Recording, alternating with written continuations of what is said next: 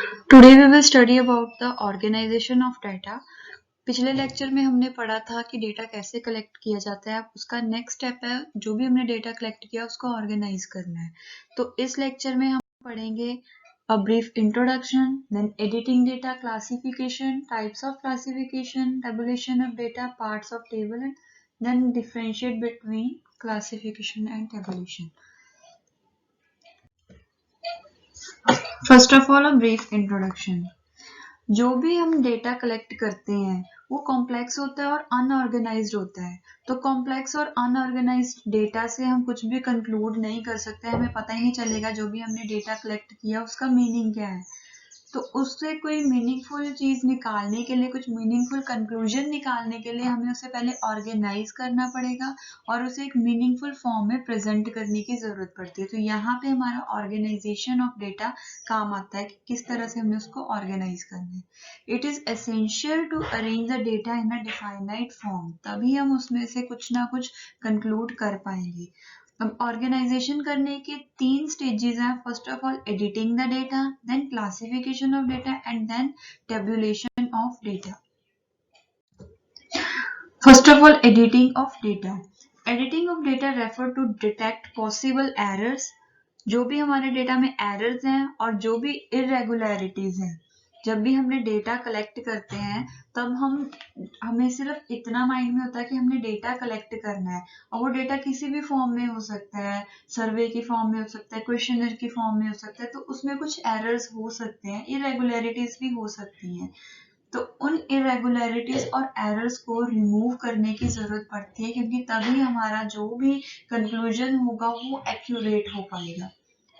अब जरूरत क्यों होती है एडिटिंग करने की? कंप्लीटनेस के लिए कि डेटा हमारा कंप्लीट है, देन यूनिफॉर्मिटी के लिए कि सारे एक ही फॉर्म में हो, तभी हम उनको कंपेयर कर पाएंगे एक दूसरे से। ऐसे नहीं कि कोई किसी फॉर्म में, कोई किसी का आंसर कुछ और ही कंक्लूड कर रहा, किसी का कुछ और ही कंक्लूड कर रहा।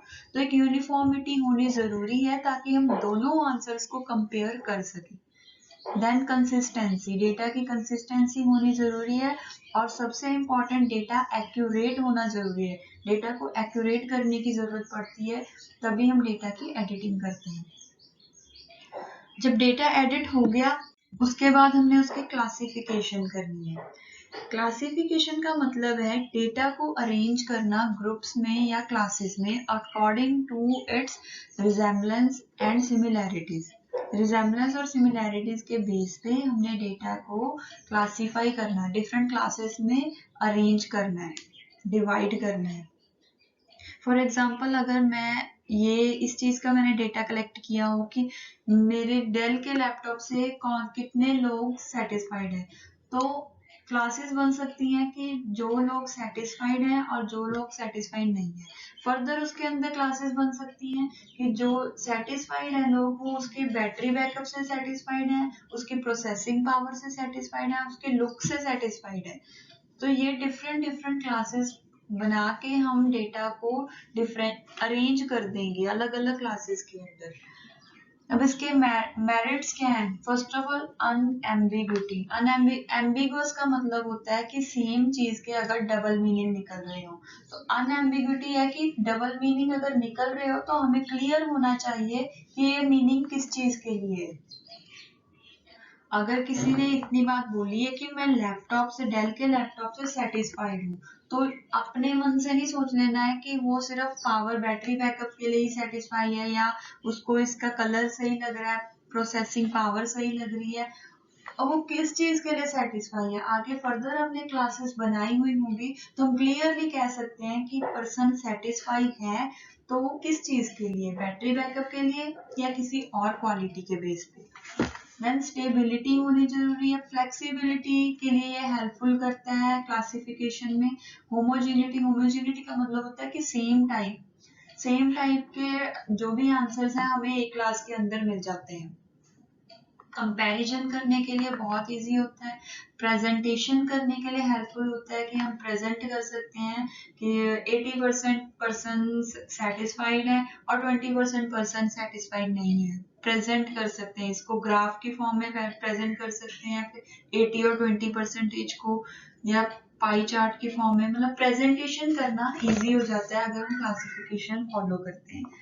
देन एनालाइज करना भी इजी हो जाएगा कि कितने लोग सेटिस्फाइड हैं, एनालाइज कर सकते हैं हम कि हमें अगर इतने लोग सेटिस्फाइड नहीं है तो हमें क्या इसमें इम्प्रूवमेंट करने की जरूरत है। अब डिफरेंट टाइप्स ऑफ क्लासिफिकेशंस हैं। First of all geographical classification. Geographical classification का मतलब है कि ज्योग्राफिकल एरिया के बेस पे हम क्लासिफिकेशन करना चाह रहे हैं कि फॉर एग्जांपल पंजाब में वीट की प्रोडक्शन कितनी है, हरियाणा में कितनी है, किसी और जगह में कितनी है, ज्योग्राफिकल एरिया के बेस में हमने क्लासिफिकेशन की है। Then chronological classification. Chronological classification में हम टाइम पीरियड को इम्पोर्टेंस देते हैं जिसके की बेस पे हम क्लासिफिकेशन करते हैं। फॉर एग्जांपल 1997 में कितनी पॉपुलेशन थी इंडिया की, उसके बाद 2007 में कितनी हो गई। तो टाइम के बेस में जब हम क्लासिफिकेशन करते हैं then it is called chronological classification. Then है क्वालिटेटिव क्लासिफिकेशन, क्वालिटी के बेस पे क्लासिफाई करना कि डिफरेंट क्वालिटीज की डिफरेंट क्लासेस बना देनी। फॉर एग्जांपल अब क्लास में अगर किसी दिन टीचर ने लेक्चर नहीं अपलोड किया, नहीं बताया, तो कितने बच्चे हैं जो प्रीवियस लेक्चर को रिवाइज करते हैं उस क्वालिटी के बेस पे, या कितने बच्चे हैं जो खुश हो जाते हैं कि आज हम फ्री हैं, हमें कोई लेक्चर नहीं मिला है, तो इस क्वालिटी के बेस पे। तो क्वालिटी के बेस पे जब हम क्लासीफाई करते हैं दैट इज क्वालिटेटिव क्लासिफिकेशन।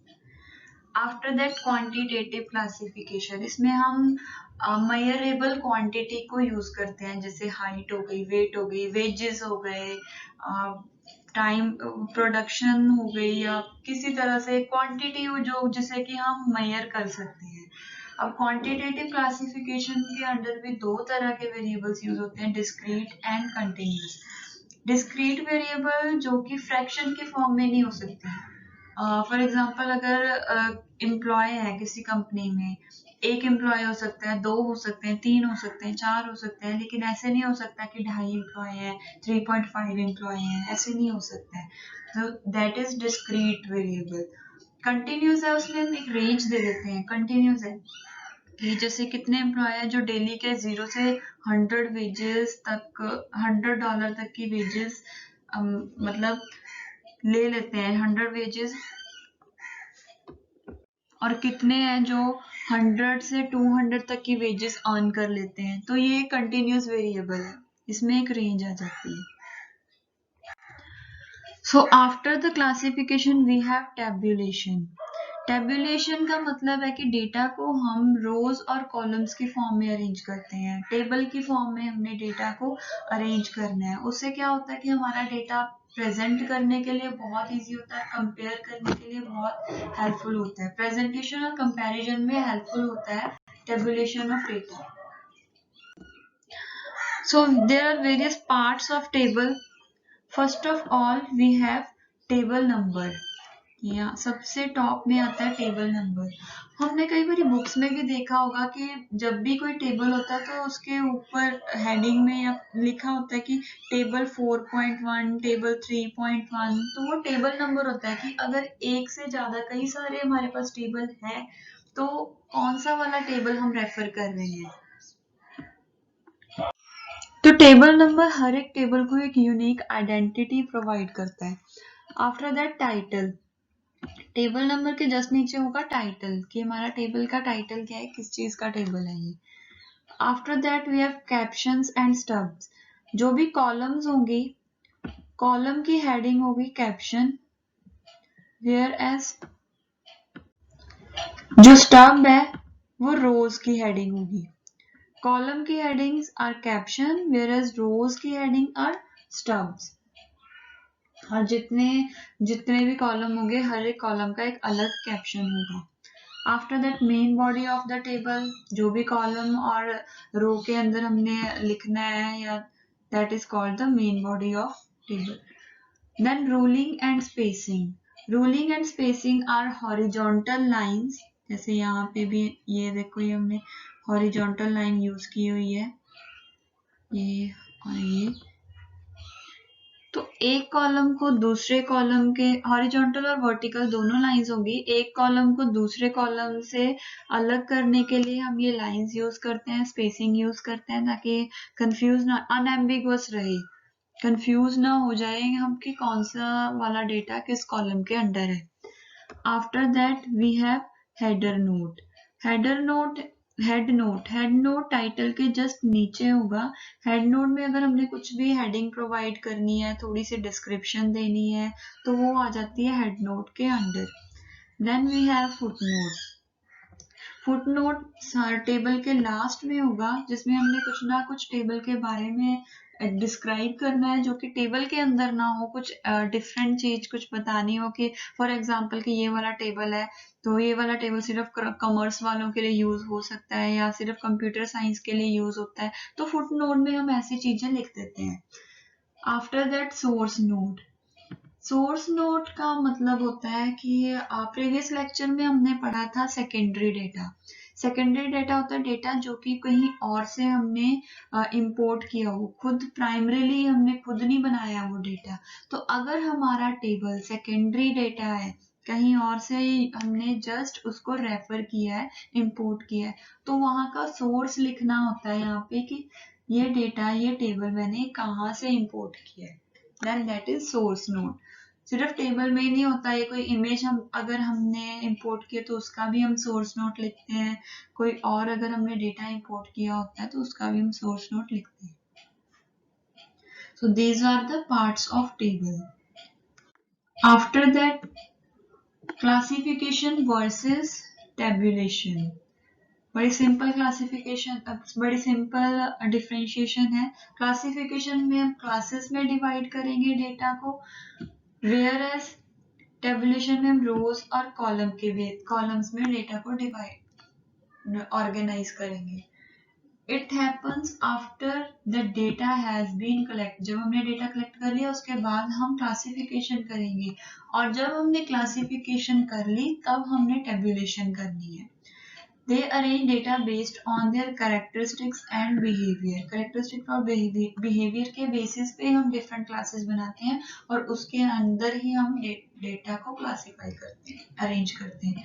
जबकि इसमें रोज और कॉलम के बेस में अरेंज होता है, कोई डिफरेंट क्लासेस नहीं बनती हैं।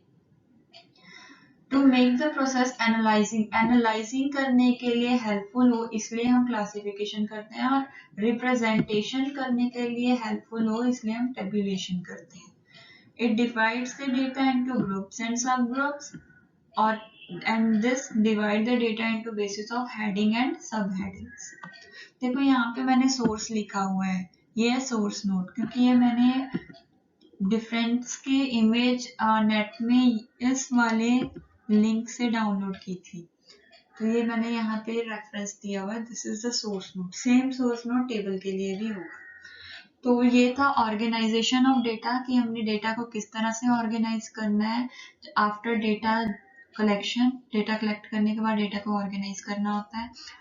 अब उसके आगे क्या स्टेप्स हैं डेटा को फाइनली कंक्लूड करने तक, वो हम नेक्स्ट लेक्चर्स में पढ़ेंगे। अभी आप जितना भी करवाया है, मैंने जितने भी अभी तक स्टेप करवाए हैं, वो सारे के सारे रिवाइज करने हैं, तभी आपको क्लियर होगा, अदरवाइज सब्जेक्ट डिफिकल्ट होता जाएगा। सो इस सब को दोबारा से रिवाइज करना, और कोई क्वेरी हो तो मेरे से पूछ लेना। So thank you.